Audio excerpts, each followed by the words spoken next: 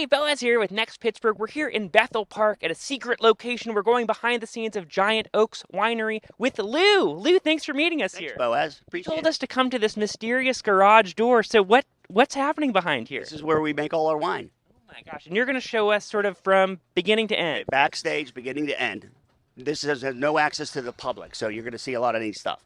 I'm seeing a lot of barrels. I'm seeing some contraptions. I don't know what they are. This is a crusher destemmer. Okay. Okay. So that's like step one. Step one. Okay, so the grapes from Lodi. And are your grapes always from, that's in California? That's just what's coming in next week. Okay, I got some stuff coming in the following week from Red Mountain, Washington. Okay, so I'm on the phone with my farmer this week, and we're talking about the bricks level or the sugar level of the grapes. So when they hit like 25% to 22% bricks, which is sugar, they'll pick them. The truck will then pull into the parking lot. I will open that door and I will go to that recording device. I will break it open. And it'll tell me the temperature of the grape throughout the journey from Lodi to here.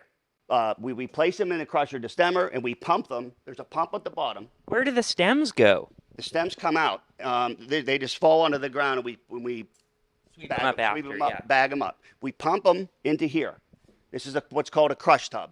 So at that point, it's just the grapes, sort of smashed grapes without a stem. Smashed grapes without stems. Okay. So then basically what I'll do is I'll test for my bricks level. Wow. Is this Okay. where you're like stomping on them? Does that happen at all? Or no that's stomping? that's what this does. Now this is the least sanitary of the process. But let's go test some grapes. Okay. Come on with me.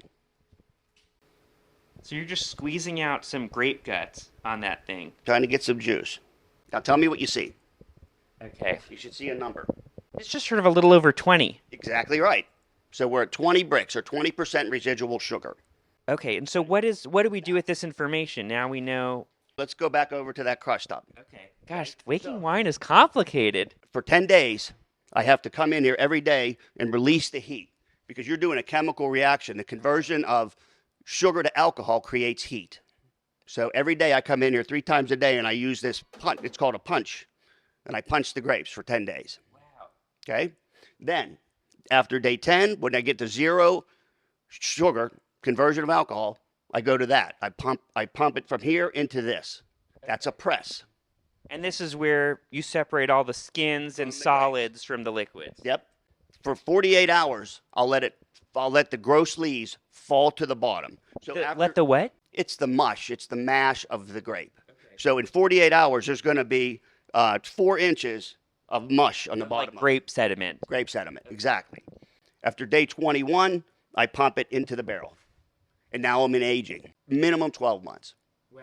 And the fun part about making wine is every month I'll come in and I'll taste it.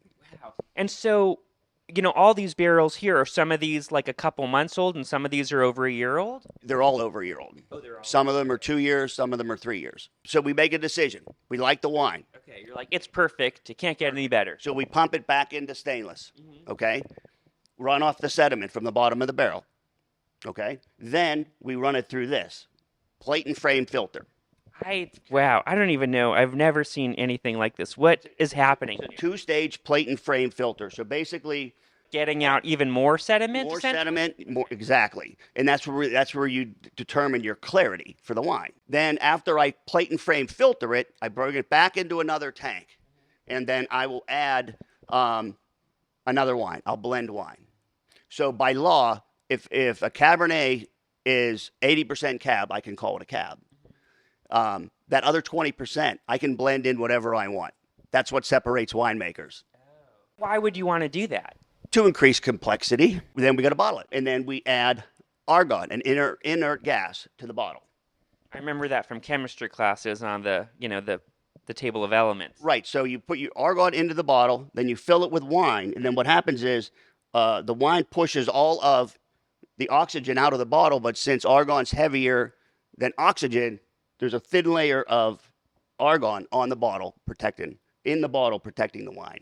And we bottle at a rate of 900 bottles an hour. And so how many bottles are in one of these barrels? 25 cases or 300 bottles. Wow. And I want to talk a little bit about your background because winemaking is sort of a second career It is. or sort of a hobby that sort of turned into a career. Back in 15, I was running my development company. And my wife, And you were working with like telecommunications towers? yeah, building cell towers. Yeah. And my wine habit got to the point where I was consuming 250 to 300 cases myself a year. And You're having people over for parties, I'm assuming. That's not all just I'm you. giving it away. Yeah. So back at 15, the wife says, "You know what? You're spending too much money." So I said, I wanted to retire anyway. So I retired, and now this is when I turned my hobby into a career. Wow. And how do you make those contacts? Do you just call up a farm, in like Napa Valley and be like, "Hey, can I order a truckload of grapes?" And you send them to Pittsburgh? I just jumped on a plane and went out to Lodi and just introduced myself around. Yeah. Yeah. Now we're going to check clarity. Okay. Looks nice. Very nice. Okay, so now we're going to check for alcohol. How are you checking for alcohol just by swirling it? I'll show you. See those drips? Yeah. That's alcohol. And so what does that tell you, seeing those drips? That the conversion from sugar to alcohol is complete.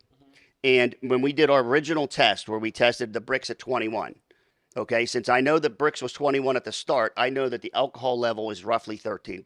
Okay, Lou, so we've gone down the street a little bit, and now we're going to the Giant Oaks Winery tasting room. Welcome to our tasting room. Well, this is beautiful. How long have you been in here? We opened 30 days before COVID. Oh, wow. Yeah, the timing wasn't the greatest. Yeah. This is our tasting room. And so we haven't seen a finished bottle of wine yet. We got to go see a finished bottle. This is our house label. It's Pinot Grigio. And so is that like the fancier one? That's why it's called Snob? It's a reserve. Yeah. It's a reserve. It's basically more expensive of a grape. What was this space before it was your tasting room?